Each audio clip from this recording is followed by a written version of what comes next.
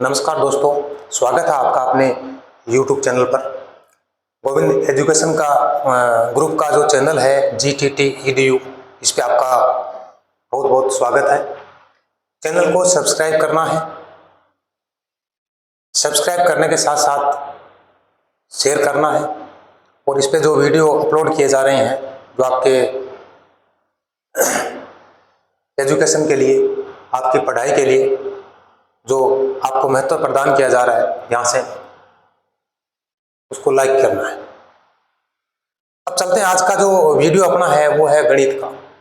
और गणित में संख्या पद्धति जो है, उस संख्या पद्धति का ये मान लें कि एक दो नियम के अलावा कोई नियम बचा हुआ नहीं है, तो वो नियम मैं आपको बताने वाला हूँ। उसके बाद आपसे प्रश्न करेंगे और वो प्रश्न जो है आपको कल तक आपको आंसर ढूंढ के आपको बताना है।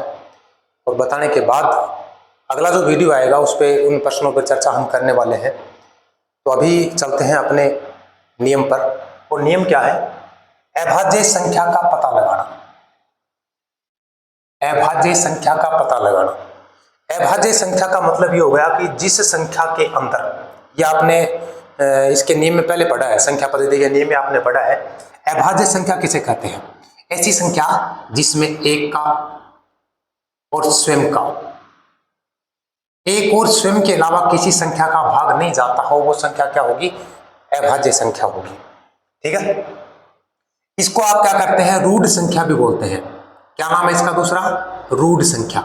अभाज्य संख्या और रूढ़ संख्या, इसका दूसरा नाम है रूढ़ संख्या।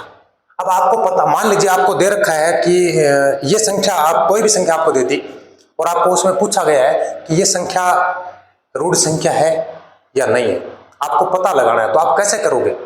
ऐसा तो है नहीं कि आप एक से लेकर वो संख्या है वहां तक चले जाओगे और उसका भाग देते जाओगे, ये बहुत लंबा टाइम हो जाएगा और काम मुश्किल का भी हो जाएगा। तो करना क्या है?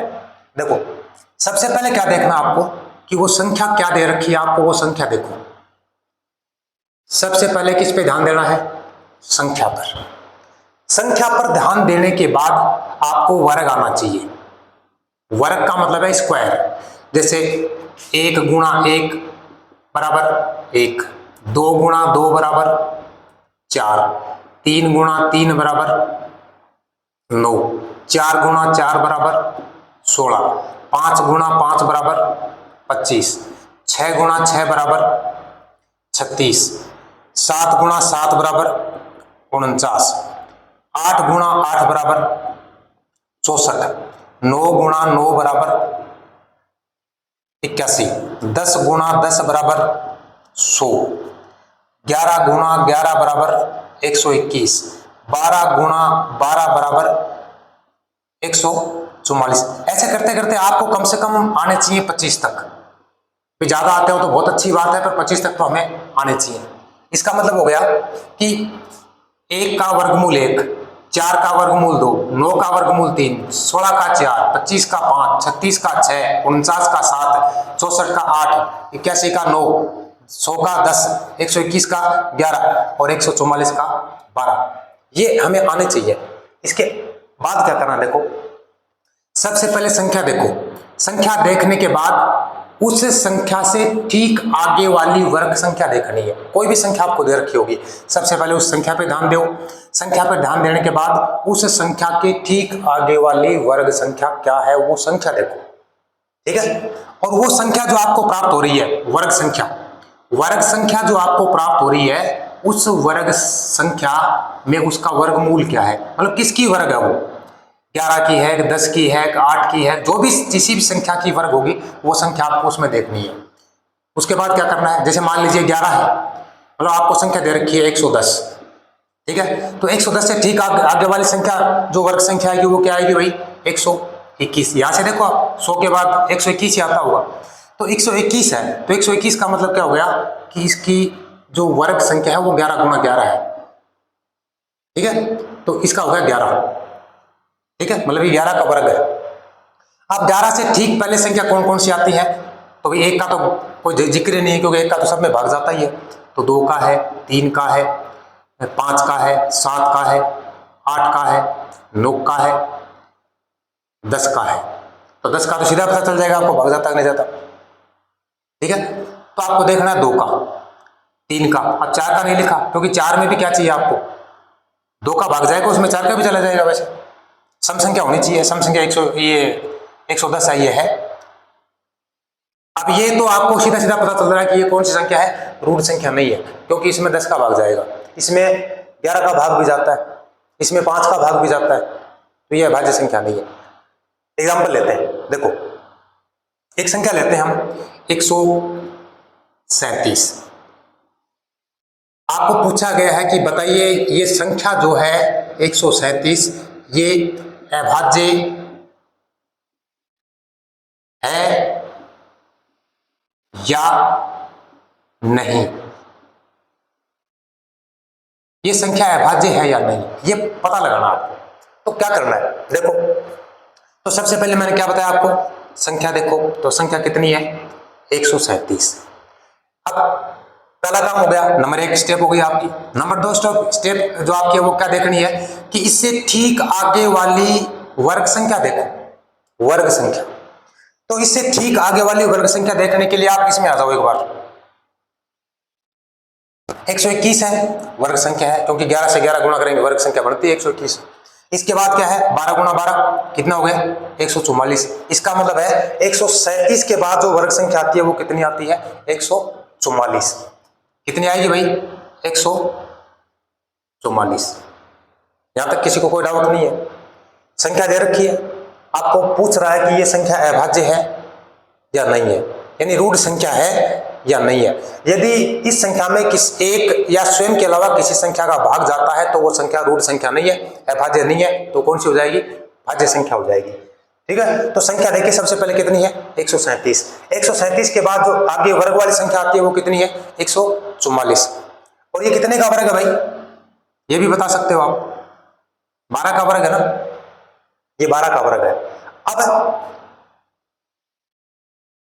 ये आगे संख्या आपके पास 12, तो 12 से छोटी संख्या देखनी है, 12 से ऊपर आपको जाना नहीं है।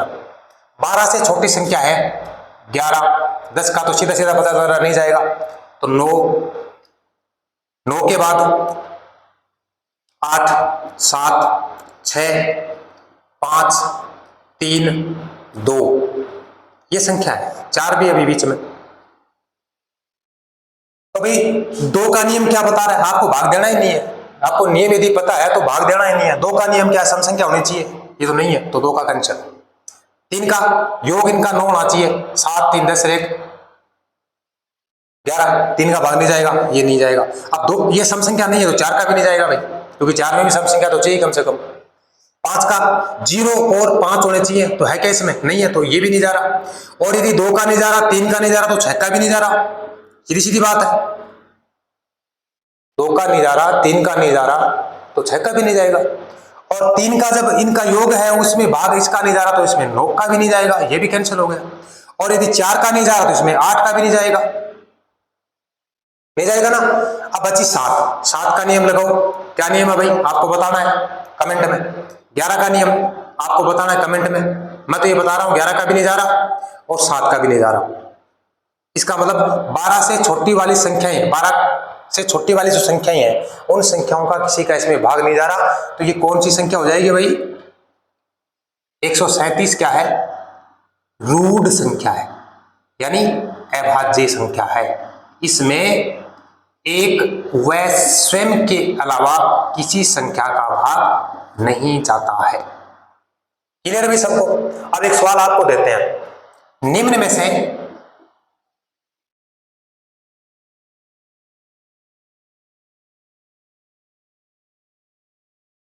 अभाज्य संख्या है, निम्न में से अभाज्य संख्या है, इसका मतलब है आपको कोई संख्या दे रखी है और उस संख्या में क्या करना आपको देखना है, तो वही 349 349 बी है, दूसरे में दे रखी है 509 और सी है, इसमें है 679 679।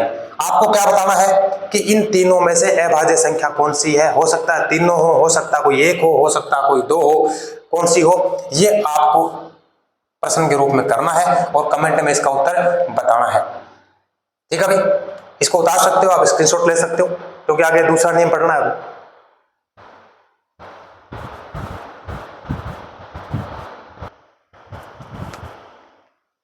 आगे देखिए भाई, अगला जो नियम है उसमें क्या लिखा हुआ है, इकाई का अंक ढूंढना। इकाई का अंक क्या होता है, देखो कोई भी संख्या होती है उसमें इकाई इधर चलती है, इकाई, फिर दहाई, फिर सैकड़ा, फिर हजार, फिर 10,000, फिर लाख, इस प्रकार से संख्या चलती रहती है। कोई भी संख्या आपको दे रखी है, उस संख्या के अंदर आपको इकाई का अंक ढूंढना है। एग्जाम्पल ले रखा हमने इसके अंदर, वो एग्जाम्पल मैं आपको बताने वाला हूं। एग्जाम्पल है 673 गुणा 532 गुणा 747। पूछ क्या रहा है कि इस संख्या में जो हल करने के बाद जो संख्या आएगी, उस संख्या में इकाई का अंक क्या आएगा, ये पूछ रहा है। तो भाई करना क्या है, आपको तीनों को गुणा नहीं करना। क्या करना है, यहां से इकाई का अंक ले लो, कितना है 7 है, यहां कितना है 2 है, यहां कितना है 3 है, तो क्या करें 3 गुणा 2 गुणा 7, ये तो कर सकते हो भाई। 3 गुणा 2 गुणा 7, तो 7 दूनी 14 और 14 कितने हुए 42, तो इसमें इकाई का अंक कितना है 2, तो आपका उत्तर क्या आ जाएगा 2। क्या आ गया, इकाई का अंक, इकाई अंक कितना हो गया 2। क्लियर है सबको, ठीक है। अब आगे एक स्पेशल एग्जांपल ले रखा हमने, स्पेशल एग्जांपल। संख्या देखो, आपके पास संख्या इसके अंदर मैं यहां लिख रहा हूं एक बार। अगले ने क्या दिया है कि 517 की घात 26 गुणा 313 की घात 17 गुणा 402 की घात 58। ये सवाल दे रखा है कि इसमें इकाई का अंक क्या है, ये पूछ रहा है कि इसमें इकाई का अंक क्या है। तो भाई यदि इस सवाल को आप वैसे करने के लिए जाओगे तो हो सकता है पूरा दिन लगे, पूरा दिन भी नहीं लगे तो टाइम तो बहुत ज्यादा लगने वाला है इस सवाल को करने में। इस सवाल को करने में आपको खूब सारा टाइम लगने वाला है। तो करना क्या है, ऐसे सवाल को हल करने के लिए क्या करना होता है, देखो एक नियम होता है। नियम क्या है, इस नियम के बारे में मैं आपसे भी पूछने वाला हूं और मैं पहले बता रहा हूं। यदि आपको घात दे रखी है संख्या की और वो भी बहुत ज्यादा हो, संख्या की घात दे रखी है और वो भी 4 से ज्यादा हो, 4 से ज्यादा हो, ठीक है, तो उस घात में क्या, उस संख्या की घात में क्या करना है, आपको 4 का भाग देना है। संख्या की घात में 4 का, जैसे 26 है घात, तो 26 में कितने का भाग देंगे 4। तो भाई 4 का इसमें भाग दोगे तो शेष कितना बचेगा, अरे 26 में यदि 4 का भाग देते हो तो शेष कितना बचेगा 2। कैसे बचेगा रे, अरे 6 चौका 24 आगा, इन भाग दोगा तो 24 और 26 में अंतर कितना हुआ 2 को। बात समझ में आई। दूसरी है 17 में 4 का भाग दो तो 4 चौक 16, तो 17 माइनस 16 कितना होगा 1, ये होगा 26 माइनस 24 कितना होगा 2। अगला है 58 बटा 4, 58 में 4 का भाग दो तो दोगे तो भाई 56, 14 चौक 56, तो 58 माइनस कितने हो गए 56। अरे अब भाग देना तो आवे ना, भाग नहीं आवे है। देखो यदि संख्या में जो घात दे रखी है वो 4 से ज्यादा हो, 4 से ज्यादा, तो आप क्या करेंगे, उस संख्या की घात में 4 का भाग देंगे और शेष निकालेंगे, और शेष जो निकालेंगे वो इकाई के अंक पर घात के रूप में लगा देंगे और उसको सरल कर देंगे, उत्तर आ जाएगा।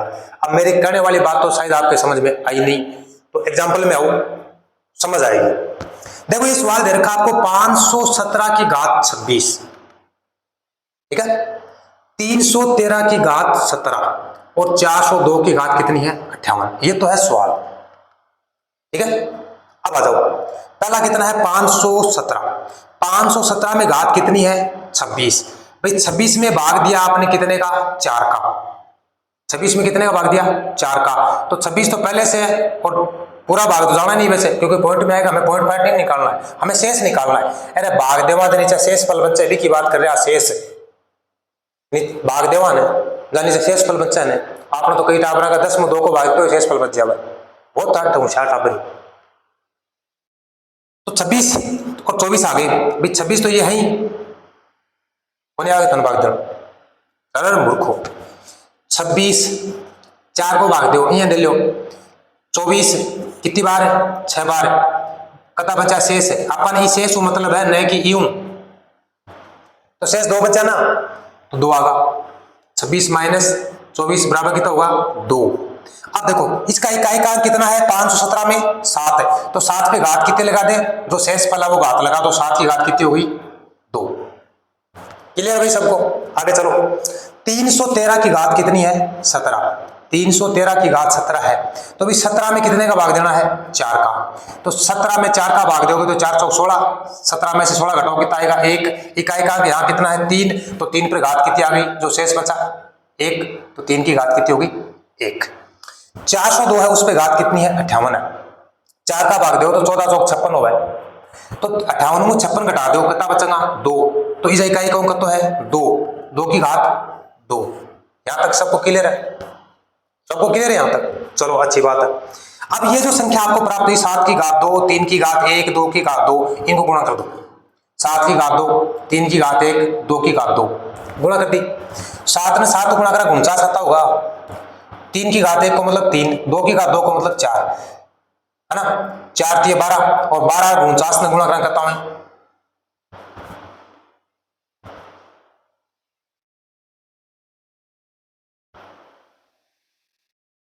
अब गुणा करके दिखाओ भाई, असंख्या लिख रहा कि आप गणित टसी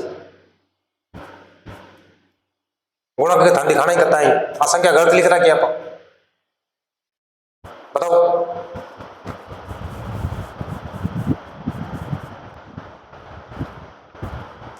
कितने हैं अभी बताओ,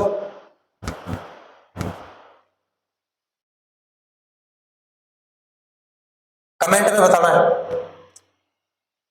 चलो लिखूं क्या, अरे यहाँ 108 क्यों लिख रखा हमने, अरे इसका गुणनफल पूरा 108 नहीं आता, क्योंकि देखो 12 को आप 49 से गुणा करोगे तो 108 थोड़ी आते, ज्यादा संख्या आएगी। यहां क्या करना है, देखो ऊपर वाला सवाल ये किया था हमने, इसमें क्या लिया था इकाई का अंक, इकाई का अंक और इकाई का अंक, तो इसमें ऐसा क्या क्या गया है 4 इकाई का ही है, 3 इकाई का है और 9, मतलब 12 को 9 से गुणा किया गया।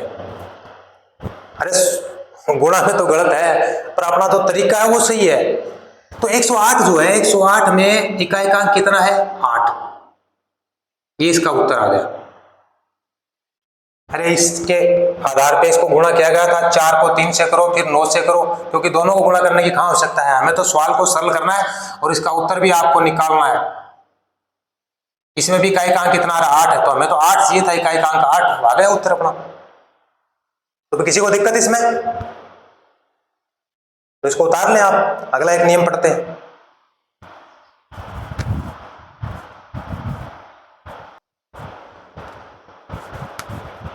आगे चलते हैं भाई, एक और भी स्पेशल एग्जांपल लेके आए हम आपके लिए। अब इस एग्जांपल के अंदर आपको संख्या दे रखी है 4, 1 नंबर है, 2 नंबर है, 3 नंबर है, 4 नंबर है। क्या आपको इन संख्याओं को देखने से कुछ लग रहा है, 945 की घात 472 है, क्या पूछ रहा है निम्न में से इकाई, निम्न संख्याओं में इकाई का अंक क्या है, निम्न संख्याओं में इकाई का अंक,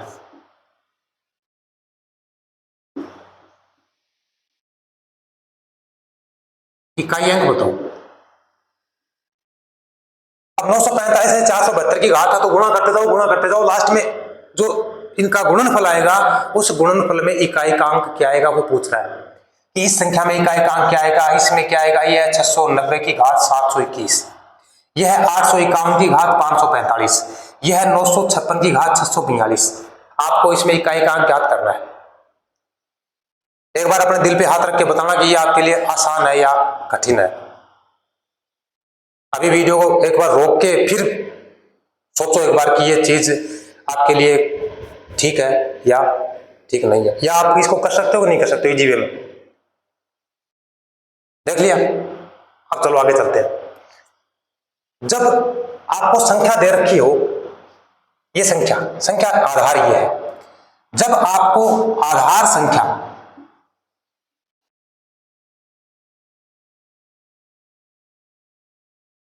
जब आपको आधार संख्या 0, 1, 5 और 6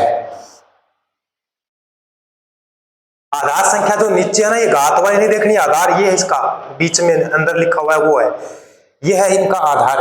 जब आपको आधार संख्या में इकाई का अंक 0 मिले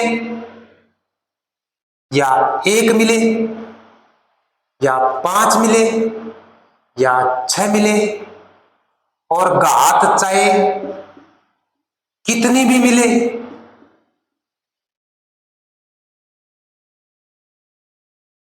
घात चाहे कितनी भी मिले, और घात तो डरने की जरूरत को नहीं है, डरना है को नहीं, क्या भी देख नहीं, नहीं देख कोई मत देखना नहीं है। अरे आंख बंद कौन करनी बुग्गा, थाना तो बस नींद सूझा है, चून चेपो सो, तो कृषि काम है, खेत में तो नाच पैदा करो को नहीं, गिटने गिटने लगे रहो सारा दिन पड़े रहो, कुंभ करने की औलाद। चलो देखो, आधार संख्या जो है उस संख्या के अंदर यदि कितने हो इकाई का अंक, ये बात है इकाई के अंक की, इकाई का अंक कितना हो, आधार संख्या में इकाई का अंक कितना हो भाई, 0 1 5 6 हो, और घात कितनी भी हो डरने की आवश्यकता नहीं है।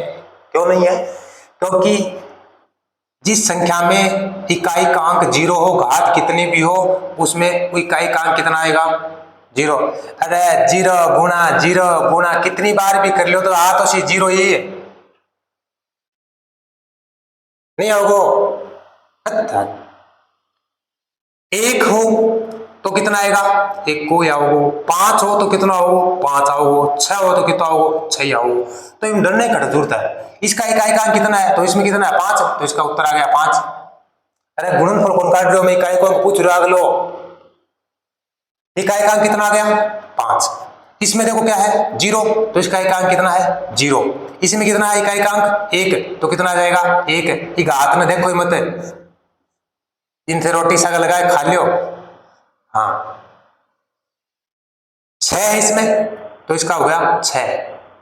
ध्यान रखना यह है कि यदि कोई संख्या आपको दे रखी है, उस संख्या में यदि इकाई का अंक कितना हो 0 1 5 6, 0 156, इनको बोलो दिमाग में रखो कि 0 156 यदि संख्या हो इकाई के अंक में, अरे सगली सगनी एक 0 हो, चाहे 1 हो, चाहे 5 हो, चाहे 6 हो, और संख्या कितनी बड़ी हो, घात कितनी हो, गुणनफल के बाद जो इकाई का अंक पूछा जाता है उसमें वही अंक आएगा जो इनमें से है, जो इनमें से है वही अंक उसमें आएगा।